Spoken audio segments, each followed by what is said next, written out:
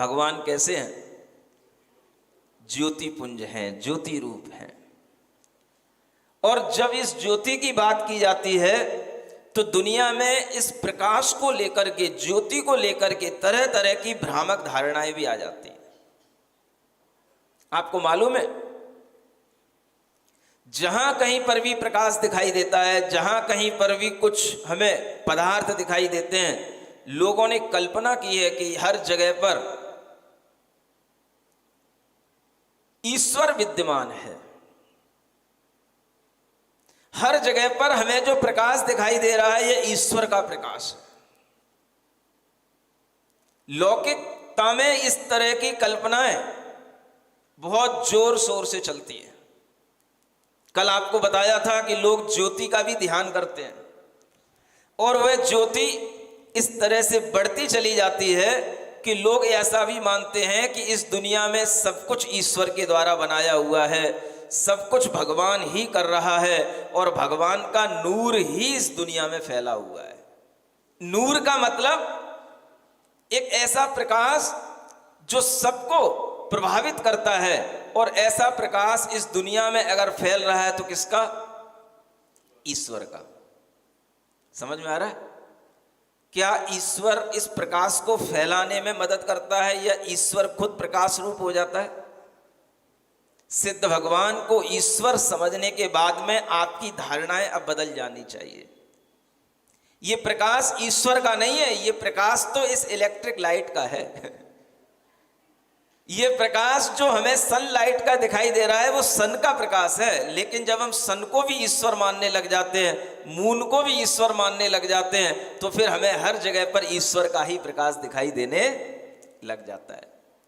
ईश्वर ही हमें करता नजर आने लग जाता है, ईश्वर का ही हमें नूर जगह जगह पर दिखाई देने लग जाता है। लेकिन वास्तव में ईश्वर जिस नूर से भरा हुआ है वो तो लोक के अग्रभाग पर सदा बैठा रहता है। वो अपना प्रकाश उन्हीं के लिए भेजता है जो उसको याद करते हैं, जो उसको स्मरण में लाते हैं।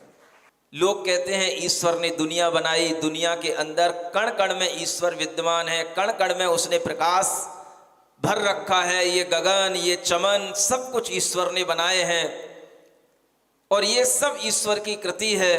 लेकिन ईश्वर अपने आप में कैसा है? शुद्ध है, सिद्ध है, और जो सिद्ध हो जाता है वो कभी भी कोई भी कार्य फिर करता नहीं है। जो एक बार अपने आप में पूर्ण हो गया फिर उसे कोई काम करने की आवश्यकता नहीं रह जाती। इसलिए जो सिद्ध बन गया, जो पूर्ण रूप से प्रकाशमान हो गया, वो कभी फिर दूसरा कार्य नहीं करेगा। जो कार्य करा जा रहा है वो अधूरेपन का प्रतीक होता है। जब तक आप कोई काम कर रहे हैं माने आप अधूरे हैं, और जब आप किसी कार्य से निवृत्ति ले लो, हमें अब कोई काम करना ही नहीं है, तब आप पूर्ण कहलाते हैं। पूर्णता आने पर व्यक्ति फिर कोई कार्य नहीं करता, कुछ बनाता नहीं है, कुछ सजाता नहीं है, वह अपने आप में लीन होकर के रहता है। इसका नाम पूर्णता है।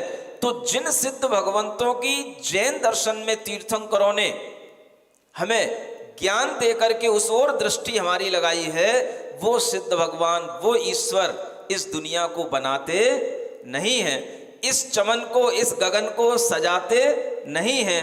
ये गगन, ये चमन सब अपने आप बना हुआ है और ये सब अपने आप में परिणमन करने के स्वभाव वाला है। ईश्वर का स्वभाव ईश्वर में परिणमन कर रहा है, प्रकृति का स्वभाव प्रकृति में परिणमन कर रहा है। लेकिन हम अपनी अज्ञानता से इस प्रकृति के परिणमन में ईश्वर के परिणमन का आरोप कर देते हैं। तो यहीं पर हम ईश्वर को कर्ता बना करके ईश्वर के प्रति अपनी धारणा गलत बना लेते हैं।